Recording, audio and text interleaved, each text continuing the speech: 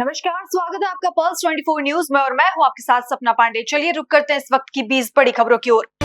केंद्रीय गृह मंत्री अमित शाह ने की मुलाकात विदेश मंत्री डॉक्टर एस जयशंकर ने राष्ट्रपति भवन में राष्ट्रपति द्रौपदी मुर्मू से की मुलाकात। अमेरिकी विदेश विभाग की प्रवक्ता टैमी ब्रूस का बयान, पहलगाम हमले को लेकर दी प्रतिक्रिया, कहा राष्ट्रपति ट्रंप और सचिव रूबियो ने स्पष्ट किया है संयुक्त राज्य अमेरिका भारत के साथ खड़ा है। पहलगाम में हुए आतंकी हमले पर तेलंगाना के मंत्री उत्तम कुमार रेड्डी ने कहा, ये बहुत दुखद घटना है, हम इस आतंकवादी हमले की कड़ी निंदा करते हैं। Very sad incident and very sad terrorist activity in which 28 people have lost their lives. Seriously condemn this terrorist attack. I have worked in Kashmir for some time in the military and the armed forces. I was a fighter pilot based at Avantipur. I've also been in Leh Ladakh area and I've also been a part of CH Glacier operations. Very sad, and I think the people who did this terrorist attack were trying to destroy the communal harmony in the country and also to destroy the Kashmir economy and to create unrest and damage our country. Absolutely no question, whatever political affiliation we belong to, the nation will stand as one voice to take very serious, firm action against the culprits, and those who are behind it and those who planned it, anybody behind it should be severely dealt with. I must though mention that the intelligence and security lapses, I think that those need to be closely examined.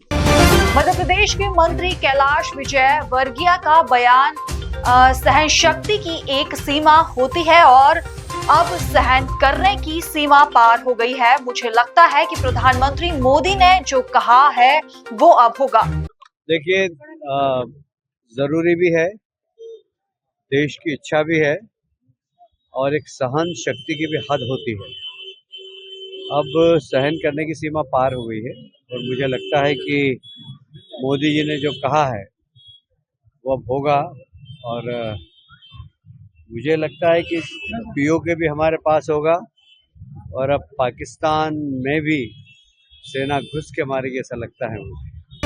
Mumbai के केंद्रीय मंत्री रामदास अठावले का बयान, पहलगाम में हुए आतंकी हमले पर बोले रामदास अठावले, कहा पहलगाम में हुआ आतंकी हमला बहुत गंभीर है। प्रधानमंत्री मोदी सऊदी अरब का दौरा छोड़कर भारत वापस आ गए हैं। पहलगाम में जो मतलब आतंकवादियों की तरफ से जो हमला हुआ है, ये हमला बहुत बड़ा गंभीर है, भारत देश को चैलेंज देने वाला है और पाकिस्तान हमेशा इसी तरह की शरारतें करते रहता है। एक तो भारत ने ऐसा कभी नहीं किया है, लेकिन पाकिस्तान के माध्यम से ये घुसपैठी हमेशा चलती रही है। लेकिन पहली बार ऐसा जो टूरिस्ट आते हैं, पूरी दुनिया भर से टूरिस्ट आते हैं, भारत के कोने कोने से टूरिस्ट आते हैं, महाराष्ट्र से भी सबसे ज्यादा टूरिस्ट वहां रहते हैं, तो वो टूरिस्टों को टारगेट करके उन्होंने मतलब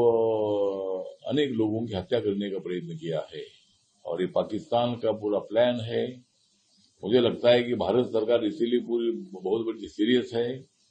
माननीय नरेंद्र मोदी जी ने सऊदी अरेबिया का दौरा छोड़कर वो दिल्ली वापस आ गए हैं।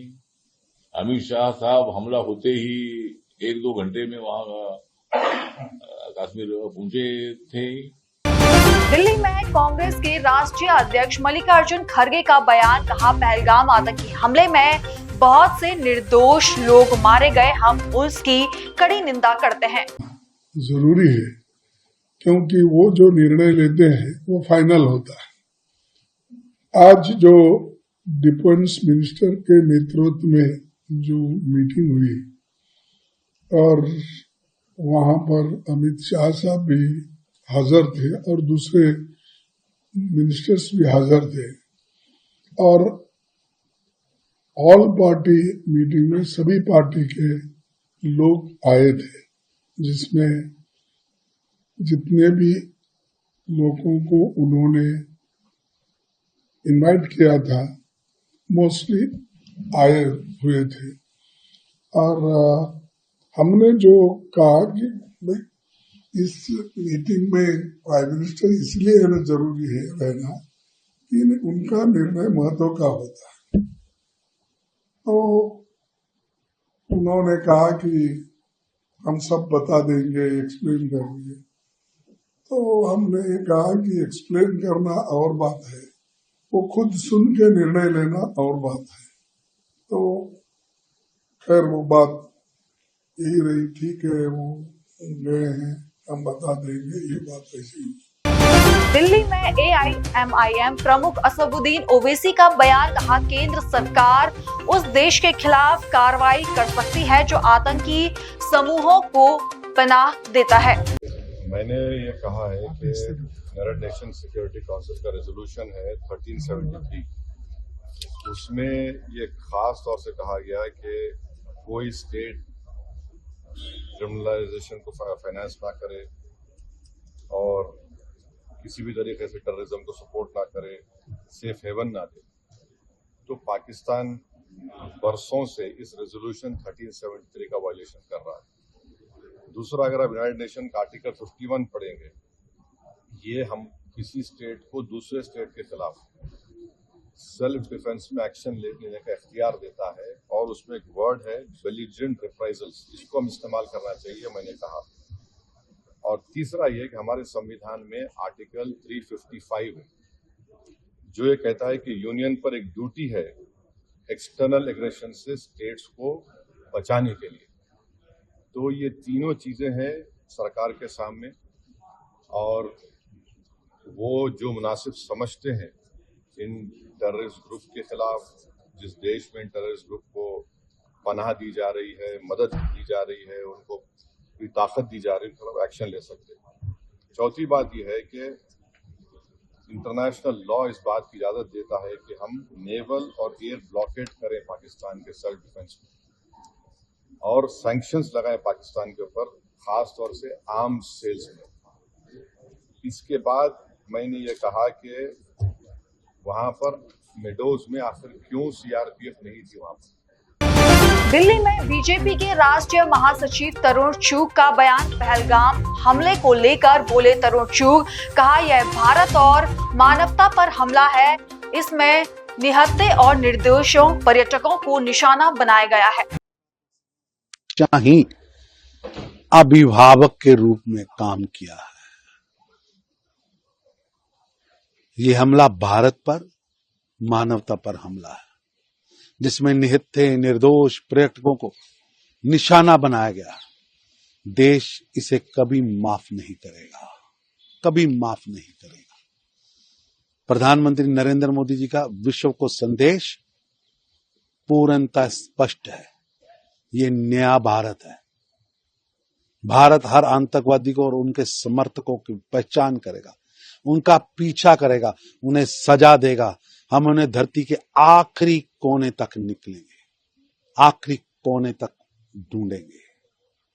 आतंकवाद भारत की भावनाओं को कभी नहीं तोड़ सकता, आतंकवाद को बर्दाश्त नहीं किया जा सकता।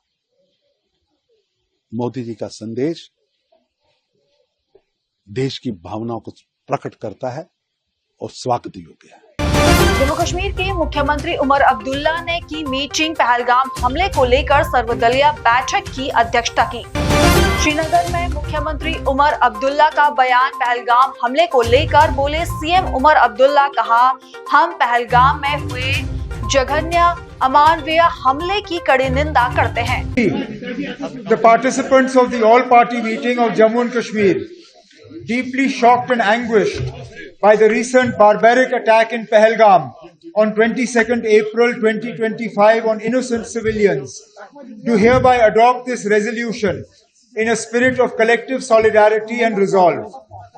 We unequivocally condemn in the strongest possible terms the heinous, inhumane attack in Pahalgam that targeted and killed innocent civilians. Such cowardly acts of brutality against peaceful citizens have no place in society and are a direct assault on the values of Kashmiriyat and the idea of India, which have long been a symbol of unity, peace and harmony in the region.